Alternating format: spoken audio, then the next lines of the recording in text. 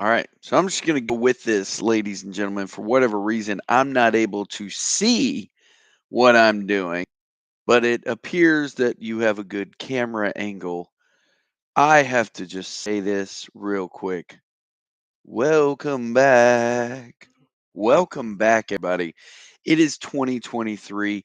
It is 11:33 on a beautiful Sunday. Baseball is just 4 beautiful days away, and we will be back. Yes, baseball is back, ladies and gentlemen, and so is Player Haters Ball League. And still to this day, I'm still super tickled that the Franklin made its trip across the country to such a beautiful place. Let it soak in, Nick, that our trophy is surrounded by such a beautiful baseball city in St. Louis. I believe Jordan got to come by, touch it, caress it, maybe take it into a bedroom. I don't know what he did with the bat. I don't know. I don't want to ask. It even got a little modification before it made its trip because I affixed the bat better to the plate. I'm super excited about that. I'm really excited about it because once it makes its journey back to Florida and into my home for a permanent residency for a year, it's going to be that much better. Yes, I made some proclamations last year that I was going to outdraft and I was going to perform at the highest peak. I am tired of being at the bottom. I have never won this thing. I have seen my cousin win it before me. My wife has gotten closer than I. Newcomers like Nick have come and they've taken over. And now this season is even going to be harder because we've got a 12-team league. We've got some newcomers, uh, people I don't even know on Chris's side. Shane's father-in-law is here, and then we've got another fellow family member slash Bravo in Fernando. And this is great. We got 12 teams. I believe that we are going to have a few new changes in the rules, different from last season. So let's see here. I think there's how many people is there? 1, 2, 3, 4, 5, 6, 7, 8, 9, 10, 11, 12, 13, 14, 15, 16, 17, 18, 19, 20, 21, 22, 23, 24, 25, 26, 27. Total of 27 roster spots. That's including the three injured list people. This is going to be crazy because the talent is going to go quick. And then you are just going to have to be super creative with what you outfit your team with. We already have the draft order. That's, I even started looking at the draft order and was like, damn it, maybe I shouldn't have pissed off Walker and actually got that middle spot. But, it is what it is. I'm interested in seeing what Walker's going to do in that 12th spot because he's going to go big with those first two. And then the turnaround, that length is forever. And there is going to be a lot of talent that is going to be taken away. And is it going to be for the rest of us 11? Are we going to be just trying to snag what we can batter wise? And then is all this pitching going to be sitting right there? Or has Walker went to some, monk retreat and had a spiritual rejuvenation and now he's not going to be this pitcher heavy guy? Is that what he's going to be? I don't know. It's going to be interesting. We've got a few hours to find out. What are these new guys? What do they bring to the table? How well is their baseball knowledge? Do they even know who Jacoby Ellsbury is? Okay, that's another curious question of mine. Who are they? What are they going to be looking for? What do they do? Are they, what's their strategy? It's always interesting, to try to learn and associate yourselves with who it is that you're playing in a league with because everybody has trends. I mean, hell, a couple of years ago, we had a guy in the league whose name literally was what he went after in the Duval Braves because fucking Gibby grabbed up every single Brave that he could on down the line. I was like questioning his logic, like, dude, you do know how to outfit your team with other players.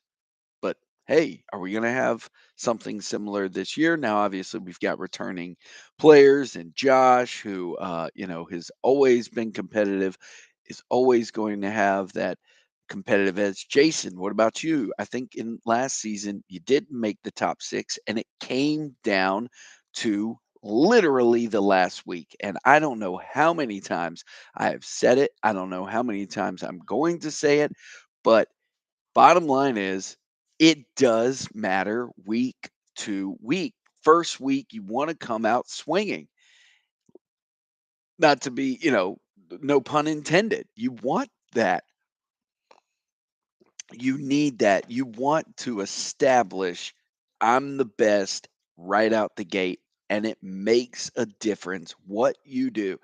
Also, in baseball this year, baseball alone, okay, we're talking about fantasy players, but baseball alone changed its rules. We now have bigger bases. We now have rules about how many times a pitcher can throw over. We have a pitch clock. We seen how that can alter just some spring training games. How is that going to affect us? How is that going to manipulate the system? Because with that throw over rule now of where a pitcher can only throw over twice, after that, are we going to see an uptick in stolen bases? Stolen bases last year was probably one of the hardest categories for us to actually. Oh, thank you very much. This podcast is brought to you by Pillsbury Cinnamon Rolls. Try your cinnamon rolls today. Mm, so good.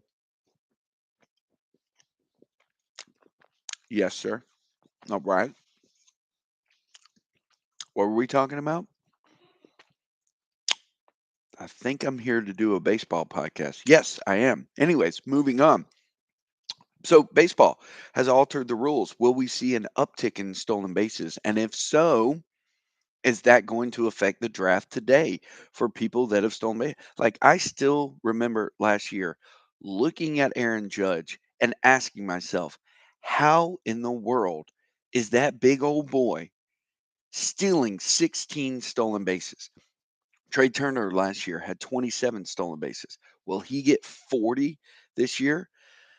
Then there's also the pitcher pool. It looks to be at the deepest it's ever been because of some rookies that are coming in, players that were rookies last year that are now a little bit more established. There are some veteran guys that are still lingering out there, like Justin Verlander and Clayton Kershaw. It will be interesting to see. Again, we have 12 players. There's also a lack in some areas. And hopefully you've been paying attention because this season is going to be interesting to outfit at certain positions. If you don't grab one of the key guys in the first two rounds, what's going to happen? Your team might completely be affected by that because you're going to be playing the moves game. Speaking of that, that's a good segue into the moves. Our rules have changed. There's no longer a limitation on on the week to week basis. Yes, I say thank you, baseball gods, for listening to us, but we're back to 60. Also, there's a rule for the playoffs. If you're making that headway and you start seeing your team coming down the final stretch, you get to carry over some moves, but you only get one. If I'm remembering this correctly, you're only going to get one every week. That's huge. Last every season. How many seasons have we gone into the playoffs where we've all struggled to try to outfit a team, and that's what we blame it on? I didn't have this. I didn't have this. This guy went down. I had to go to the commissioner to try to get this person. So it's going to be an interesting season. I'm super excited about it. Then also, the one thing that keeps popping up in my mind, and we've already seen it, it's already happened in spring training. Who's going to be the guy that gets injured that really affects the rest of your season? Will it be one of these top 12 players that we take, your first overall draft pick? And then how's that going to affect your trading? What's it going to mean? Is a rookie going to replace? It's Injuries are going to happen. Injuries are going to happen to our starting pitchers. Injuries are going to happen to our outfielders that we love to just have. uh, it's just it's going to happen. We know it's going to happen. And who's it going to happen to? And will we all just be like, well, I'm glad it's not me. I knew not to take that guy. So again, it's just I'm trying to think if there's anything else I wanted to discuss to talk about. But yeah, we're here. It is draft day. We got a few more hours. Hopefully, everybody's woke up. You've had your second cup of coffee. Mm, you've had your cinnamon rolls or your good, nutritious breakfast, and you're just ready to draft away because we got that Franklin sitting up there in St. Louis. And quite frankly, it doesn't belong there. It belongs back down here in the Sunshine State because, I mean, let's face it, we got better baseball down here with teams like the Miami Marlins and the Tampa Bay Rays, right? No, no, no. But we do seem to manufacture more baseball. Anyways, I don't know what I'm talking about. But I'm excited. I hope you guys are excited. I will more than likely do a follow-up podcast because I do like to do my podcast on Mondays to just recap every week. And technically, this is a big baseball week and it is a Sunday. So, we'll recap the draft, talk about it, give some insight, whatever. So, again, I hope you guys are ready. You're eager beavers to get in there. Let's see what's going to happen. Yeah. All right. And by the way, I made a little conversation last night. If Shane does not have a new team name for me, I told him I reserve the right to deny your team name change because you've had an entire offseason to think of a name and you still haven't produced one yet. So D's Nuts may reign supreme over his punk ass, but I don't know. He's probably going to pull something out of a hat and it'd be like D's Nuts in Shane's mouth or maybe something else, or Shane's nuts and D's mouth or something. I don't know, whatever the hell.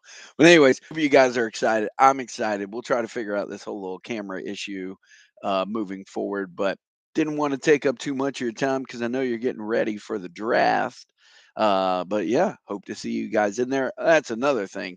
I don't know these new people, but do not auto draft. Eric has been told, reminded, 2 o'clock is when we start this thing. I don't need a text message. Nobody should have a text message coming through. What time's the draft today? It's 2 p.m. Eric has been followed up on. Fernando has been told. You are all adults. I do not want to auto draft this shit. That is stupid. I hate it. Get your shit in order. Obviously we're understanding people if something happens between now and 2 o'clock that does not forward you the opportunity to actually come in. We get it, but you're not welcome back next year, is what I'm going to say. Anyways, I hope you guys have a great Sunday. Hope you enjoy the day. Hope you're ready to draft, and we'll see you this season. We'll see you tomorrow. Have a good draft. Bye bye.